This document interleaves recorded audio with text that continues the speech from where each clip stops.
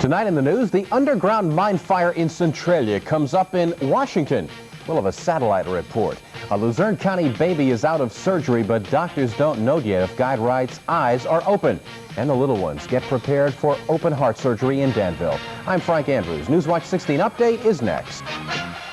16 Sports Final Friday on Newswatch 16 Update. This is the news station, WNEP 16. Good evening. I'm Frank Andrews. Nolan Johannes has the night off, and the government says it will help Centralia. But the question tonight is, what kind of help will that be? Governor Thornburg went to Washington today to ask Uncle Sam for some money to deal with the underground mine fire in Centralia. The governor did get a promise for some help, but some Pennsylvania officials want to know whether that will mean federal help to move Centralia or help to also put out the 21-year-old mine fire in Columbia County. We sent Newswatch 16's Karen Harch to Washington today, and she has this satellite report on what happened in Washington. It happened right here at the White House in Washington, D.C., but it affects the people in the tiny town of Centralia. Governor Dick Thornburg got what he wanted. He will co-chair a special task force with U.S. Interior Secretary James Watt. They'll look into the 21-year-old underground mine fire in Centralia. Here at the White House, the governor met with the secretary for about a half hour. In the past, the people of Centralia have criticized Secretary of Watt. Some say he and the federal government weren't doing enough to help them. But when Governor Thornburg came out of the meeting, he said Secretary Watt is a friend of the people of Centralia. And he said Watt told him the federal government will pay for the relocation of Centralia families if the state can justify the cost. Governor Thornburg has said it will cost about $50 million. The state and federal officials all agree that the first priority of the task force will be moving people out of Centralia. The principal problem that faces the people of Centralia today is a health and safety problem. They have indicated their preference by majority vote to move from the area. The principal purpose and first task of the task force itself will be to implement a plan to see that those wishes are carried out. The governor says the task force will meet for the first time in 2 to 3 weeks, but he promised they'll move quickly to help the people of Centralia. How quickly, I asked? Governor Thornburg could not even give me a ballpark figure on when the first Centralian will be moved out of town. As I said, the underground mine fire in Centralia has been burning now for 21 years. Newswatch 16's Dorothy Lucey has this report on the beginnings of the blaze. The fire started in 1962, first labeled a garbage fire, but to this day, many local people don't agree. Used to take a walk out to the picnic ground there. I go out with the kids and my husband, and the trees were all white, like from the, I guess it would be sulfur. And the trees were dead. How many years ago was that? Oh, I'd say that would be about 35 years ago, easy. So that fire really started not 20 years ago, but I'd say maybe 35, maybe more. In these early photographs, the mine fire burned its way across the Buck Mountain coal bed, setting 140 acres of Columbia and Schuylkill County land on fire. At first, local firefighters tried to put it out. Then state engineers were called in. By August, dense fumes of carbon monoxide had already seeped into many nearby coal mines, forcing 23 operations to close, putting 140 men out of work. Over the years, state and federal governments spent more than $5 million in projects to put out the fire, pumping in water, fly ash, ripping up the land, but all efforts failed. For almost 2 decades, Dan Flood was Centralia's congressman, but the mine fire wasn't high on his list of priorities until he realized the government projects were failing. This was no thrash fire by any means. This was a major problem. And from the moment I realized it wasn't just somebody burning a lot of trash in a hump or in some part of the city in a dump, I realized we had a major problem on our hands. And that meant a murder case.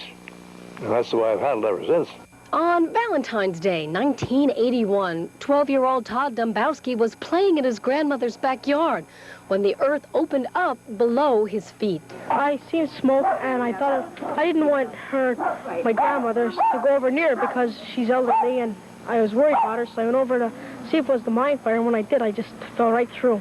Todd's brush with death and the welfare of 30 other families pushed nearby residents to take a vote to move their homes. The federal government forked over another $1 million to move them to safety. Dorothy Lucey, Newswatch 16. Governor Thornburg says he and Interior Secretary James Watt are committed to helping the people of Centralia.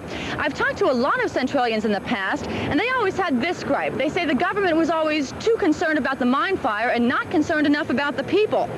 Well, if this task force does what it's supposed to do, the people of Centralia will finally get some help. Karen Harch, Newswatch 16 via satellite in Washington. Some people in Taylor have another reason to be concerned about their health tonight. The neighborhood has had to learn how to live knowing toxic chemicals may be buried in their yard. But, as Newswatch 16's Bob Reynolds reports, the residents may face another kind of danger. The Environmental Protection Agency says it has no idea what would happen if a fire broke out in the brush and trees which wind their way through the Taylor toxic waste dump. But Newswatch 16 has reviewed EPA documents which indicate the contents of some barrels could burn, possibly explode. Lucille Guerra heads a neighborhood group which has been fighting to get the dump cleaned up. If it catches fire, she's leaving. I'd get out as fast as I could. I wouldn't expose them to any kind of inhaling any of them vapors at all. The possibility of a fire in the dump is real. Just this weekend, firemen battled a blaze on the fringe of the site. Should fire break out in the middle of the dump, one official agreed that crews would be at a disadvantage. They wouldn't know what poisonous fumes, if any, the flames contained. No, certainly it's dangerous. Apparently it just has never been thought that there would be a problem with fire before. You know, but since it is overgrown apparently, and you could get a fire that close to the scene, definitely something has to be done fast. Thomas Petoniak says what has to be done is for an evacuation plan to be drawn up for Taylor, just in case flames engulf the toxic chemicals or something else happens. The borough's fire chief is also very concerned about the situation. He declined to talk to us on camera, but did say should a major fire break out on the toxic waste dump tomorrow, he could be forced to evacuate the neighborhood. Bob Reynolds, Newswatch 16, Taylor. It's the health of a little Luzerne County baby that has doctors at a Boston hospital concerned tonight.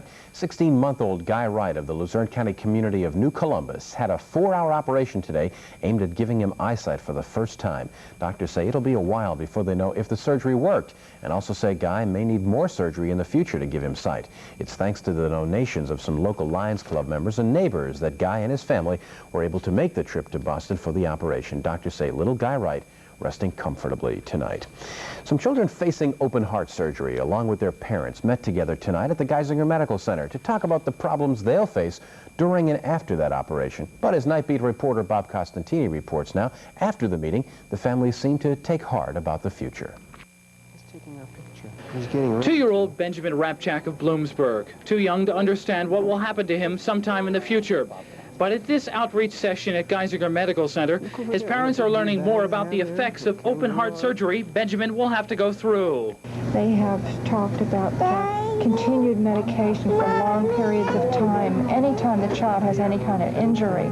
So that was kind of a real eye-opener. We thought once the surgery was done that would be it, but that's not the case. It could be a long road of recovery. The outreach meeting is sponsored by Geisinger Medical Center and Penn State. It helps prepare parents of children with heart problems for what they must go through before and after surgery. The benefit comes from all the parents sharing their experiences. You develop like a closeness with someone that's already gone through this. You know, you can kind of talk back and forth over the problems, maybe problems that we will eventually face. Patrick Quick II at age 2 has already gone through heart surgery successfully. With that hurdle passed, his parents are now learning better ways to handle their child. That is, in terms of medicine, diet, and discipline, all with one purpose in mind. These children are special and often require special care.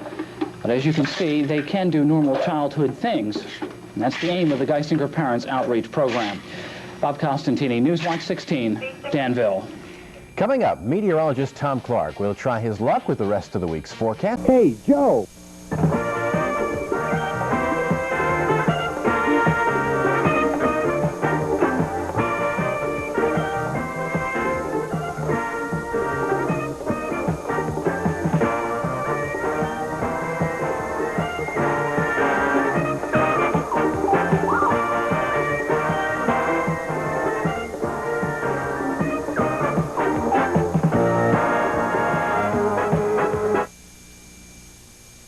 Well, it looks like Steamtown's trains finally have a home in Scranton. Mayor McNulty says the city will be able to take over some old Conrail rail yards and tracks near the Erie-Lackawanna Railroad Station.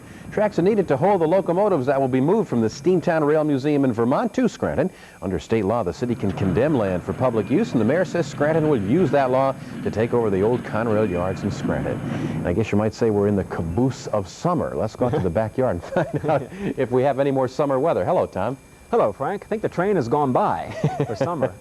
Boy, it feels like fall tonight. It's hard to imagine, friends, that it was 93 just 2 days ago. Today, the coolest day of the summer season, and it looks as though tonight and tomorrow night will be some of the coolest nights we've seen so far this summer as well. You can see your breath out here tonight. Let me show you the temperature. It is mighty chilly outside tonight. I'm glad I have a jacket on. It feels pretty good. We have a reading of 56 degrees outside now. Humidity is way up there at 90%, and it is very still at the moment as well. We have a barometer reading of 30.15 inches, and it's on the rise. High today was only 60.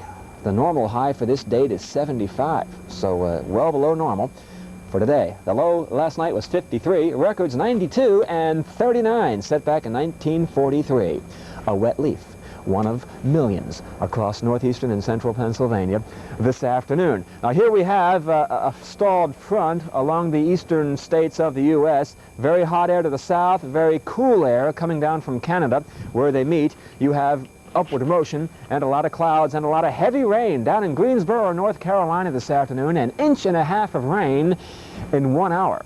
And still some pockets of very heavy rain down there tonight. Now here's a huge chunk of cool Canadian air, very dry, that has settled in over the northern half of the U.S. It's slowly pushing south and eastward, and it's going to push this cloudy boundary out to sea by tomorrow night, and it looks as though we'll go into the 40s here tomorrow night as the center of this air mass moves in towards Pennsylvania. Up there in Sault Ste. Marie, Michigan now, it is 37 degrees. So indeed, this air is mighty chilled, and it's going to be getting cold here tomorrow night. Now here's our forecast as it looks for the balance of this night. It'll be cool and damp, some clouds overhead. It'll stay dry though. 52 Dixon City, 50 in Ulster, up there in Bradford County, north of Towanda. 49 in Blakesley. Hello down there. We have some patchy fog around that area as well, and some patchy fog over other areas too. 52 in Williamsport, about 54 the low tonight in Shamokin. Now for tomorrow, a lot of cloudiness as that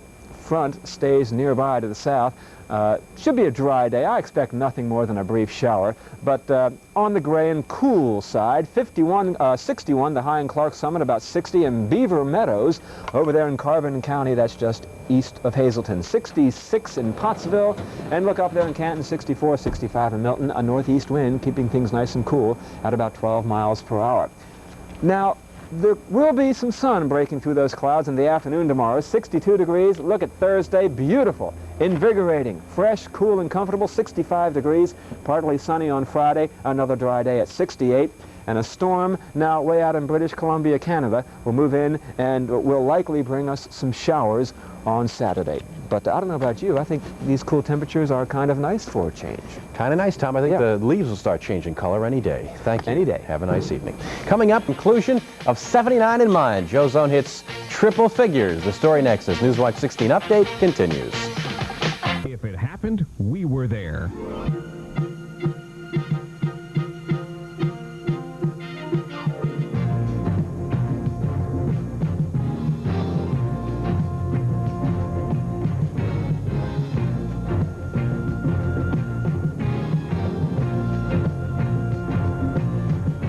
Newswatch 16 is everywhere.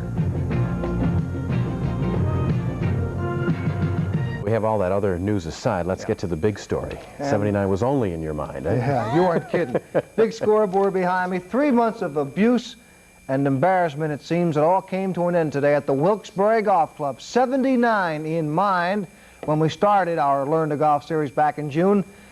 Not quite. 54 yesterday after 9 in rain. 52 today. 106 total with 79 on the 13th. And yes, there are 3 of you who hit it right on the head. Like yesterday, I was in trouble early. There I am, deep trouble. You notice how it's always easier to get in there, much tougher to get out. Any pro will tell you the name of the game is recovery from the water. That's right. It's wet, but playable. That was number 11. You know, let's get another chance, right? On number 12, why not? If you're going to go in the water, find all the water and another one out of the water. With this much practice, you got to make a few of them. One of the few decent drives of the day. Watch it coming here. It lands in the sand, but an awful lot of oomph and through the sand and sets up nice. Puts me in position for a par right here on 13. Now here it is, the 79th stroke of the round right there. Just missed the par putt.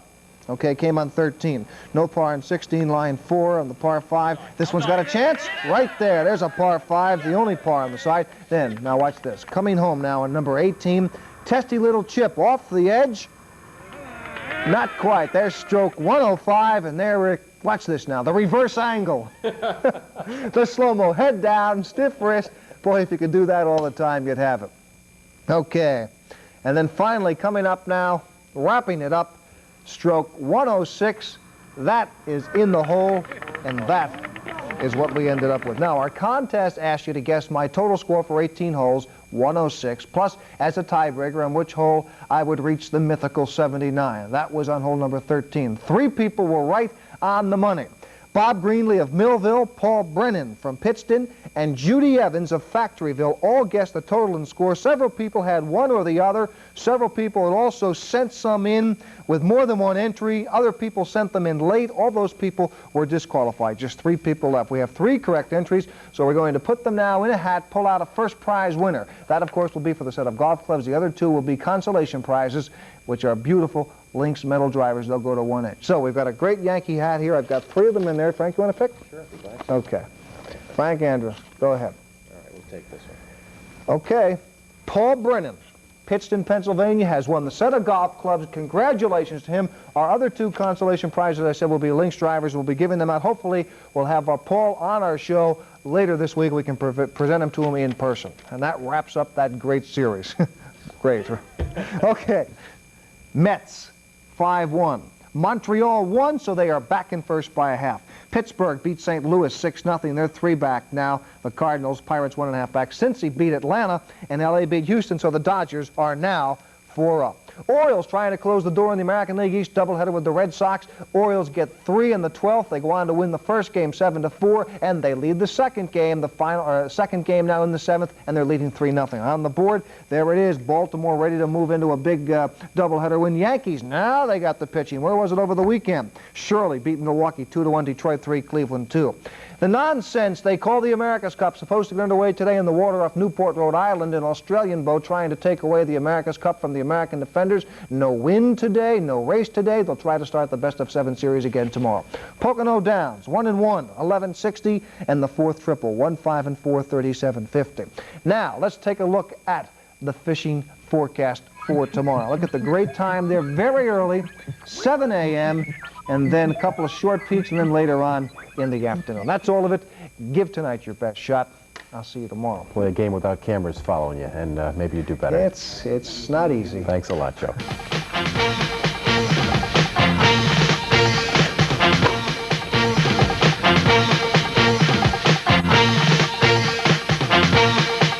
And that's our report for tonight. ABC's Nightline is coming up next with more on the U.S. Marines in Lebanon, and I'll be back in just a few hours at 6:30 with more from Newswatch 16. For the team, have a good night and stay tuned for Nightline with Ted Koppel. Good night, everyone.